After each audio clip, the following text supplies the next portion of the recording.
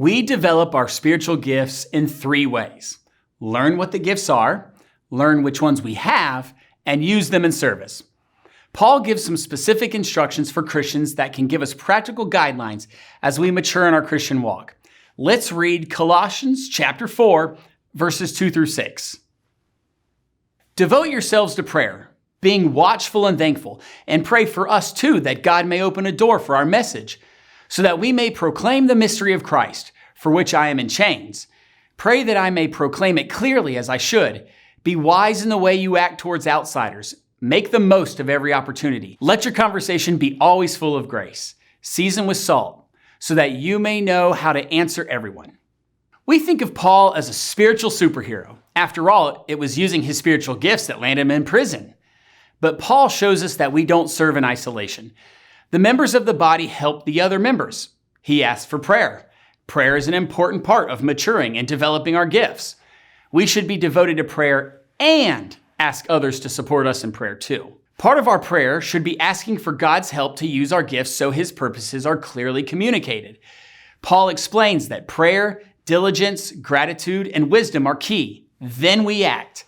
We watch for opportunities, make the most of them, and use our gifts in a way that points others to Jesus. No matter what gifts you've been given, whether you are shy or outgoing, are an introvert or an extrovert, you can use your gifts for God's glory. This is what you're called to do.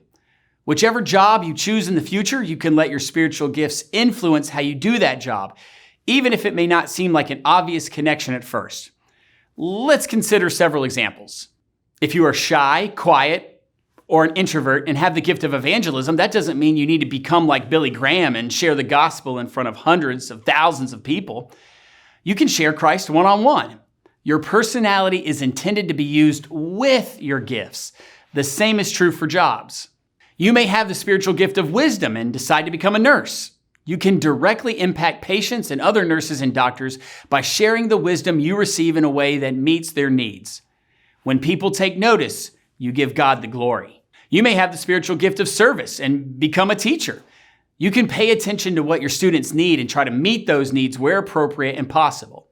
You can also serve behind the scenes at school, helping with custodial work or tasks other teachers need assistance with. Maybe you have the spiritual gift of faith and become a garbage collector. You can pray for the families in the homes you go to on the job. You can share your testimony about having joy on the job, knowing you are fulfilling God's purpose in a visible way. Perhaps you have the spiritual gift of giving and you become an actor. It's possible to receive a large income and you'll be able to give a significant portion away. You can also use your public fame as an opportunity to make others aware of worldwide needs so that they can give too. Or maybe you have the gift of leadership and the skills and passion to become a chef. As a chef, you can set goals for the people that work under you, using your leadership influence to share about your personal relationship with Jesus, invite others to church, and help others use their job skills to serve God in the church too. It's worth repeating. Our spiritual gifts do not determine our vocation. Our gifts influence our vocation. Our personality doesn't limit which gifts can be given. They are meant to be used together.